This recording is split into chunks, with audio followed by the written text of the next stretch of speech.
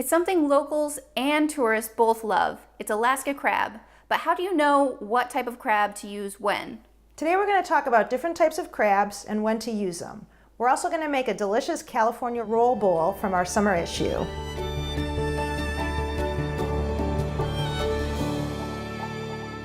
Mary, what do you love about cooking with crab?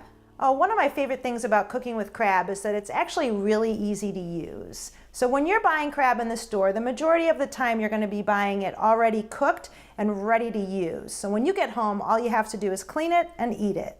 So what do we have here? We have an Alaskan snow crab. It's a great option. You can find it at a great price and tastes delicious, just sort of eating it cracked and straight from the claws, maybe dunking it in a little bit of butter or whatever your favorite condiment is.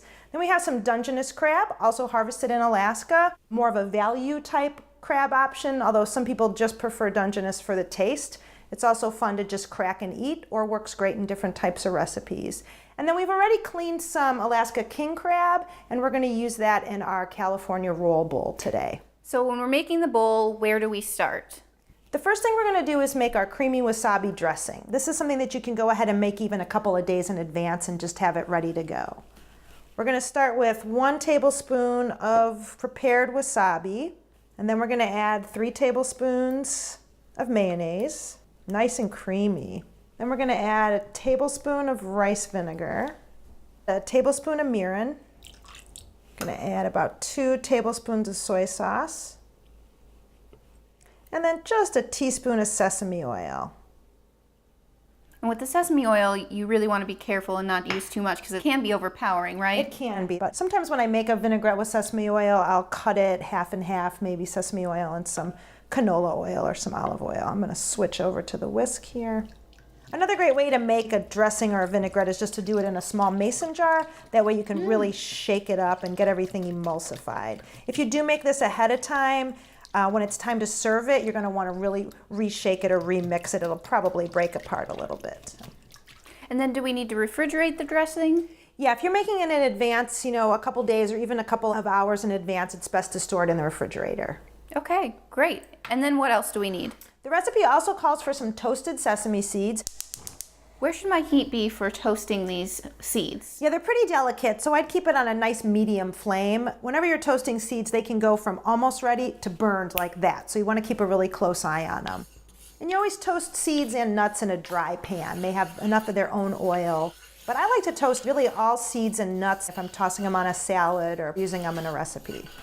And how am I going to know when they're done? You're going to start to smell them. They'll have a nice sesame aroma, and then they're just going to start to turn a golden brown. You always want to be ready to get them off the flame just as they start to color, and that's what we want. That's where we get that nice flavor, is when they start to get that golden brown.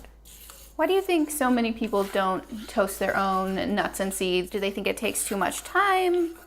Yeah, it might just be to some people an additional step that they don't want to do. And a lot of times you buy nuts and seeds already toasted or roasted. So I think we're used to seeing them ready to use that way. But I think if you taste like a raw cashew versus a roasted cashew, you really notice the difference. And is there something to be gained from toasting it yourself? Is it fresher? Can you really taste that it's been freshly toasted or roasted? Yeah, I think you'll definitely get a better flavor if you toast it yourself. And it's just another way to have a moment with your food. It's relaxing, I think, toasting nuts. I think we can go ahead and turn the flame off, and then I'll transfer them into this bowl because they'll definitely keep cooking in this hot pan. You can almost hear them still cooking in this bowl. Yeah. You can definitely hear the oil still sizzling even though they're out of the pan.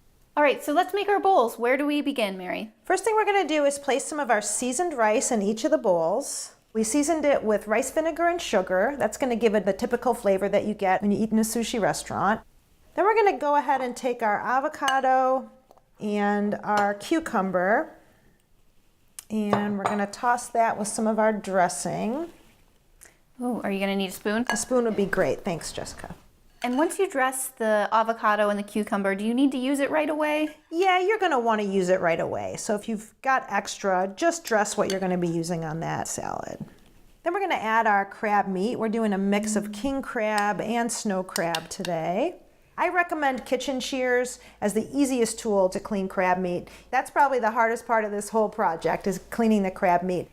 Some nice big chunks in there. People are going to be really excited about that. I'm going to drizzle a little more dressing over the top. Now, even though that rice is already seasoned, the dressing is just going to give it a little more of that wasabi punch. And then we're going to garnish with a couple of pieces of nori. We went ahead and toasted our nori ahead of time. You can also go ahead and buy the pre-cut nori. You can use the nori to eat with. Just looks really nice. And you're going to garnish with a little bit of sesame seeds. So we've added the sesame seeds and that's it, right? We are ready to eat. You can find this recipe in our summer issue. It's going to be out on newsstands soon. You can also find it and find all of these recipes and more on edibleak.com.